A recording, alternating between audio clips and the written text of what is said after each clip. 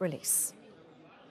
OK, well, we're joined now from New York by Dalia Fahmy. She's an assistant professor of political science at Long Island University and a member of the Egyptian Rule of Law Association. Great to have you with us on the programme.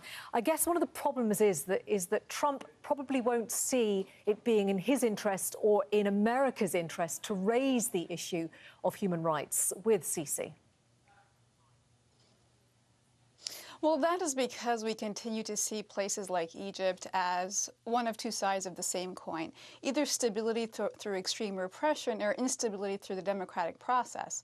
And so we couch it in terms of this terrorism narrative, where terrorism is a pretext. It's a pretext that allows us to ignore the fact that there are between 40 to 50,000 political prisoners today in Egypt. There are over 300 disappeared persons. According to the Committee to Protect Journalists, there are currently 23 journalists. And most telling between a meeting between the Egyptian and the American presidents is that President Trump did not bring up the fact that there are 7 Americans currently held as political prisoners in Egypt. Young people, young protesters, or young people who were trying to call for democracy, for example, on their summer vacation.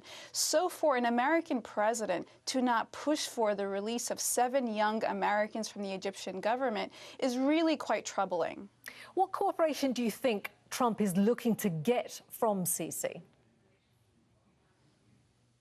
Well, viewing Egypt as through the lens of the war on terrorism reduces it to just that. And so when we saw that candidate Trump had a meeting with Sisi back in September, one of the first people to call him after he won in November was President Sisi. And then right after his inauguration, one of the first meetings to be set up that was postponed twice was with a delegation from Egypt. And that is because Egypt is trying to carve itself a greater role in this power struggle in the Middle East, where Turkey and Saudi Arabia and Iran and Israel are increasing in their influence in the region, and Egypt has diminished because of the internal stability it's been going under in the past 2 years.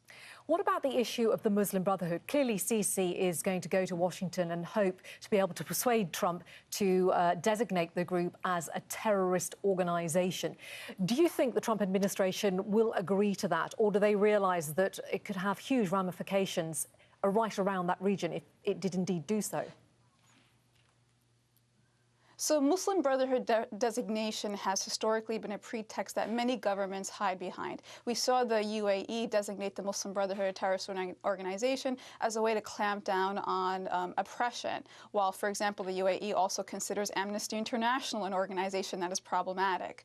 The designation did not work in Great Britain last summer, and so they did not designate. The push to have the United States designate it will help President Sisi not just marginalize, but it will undermine the legitimacy of the Muslim Brotherhood, but also freeze their funding.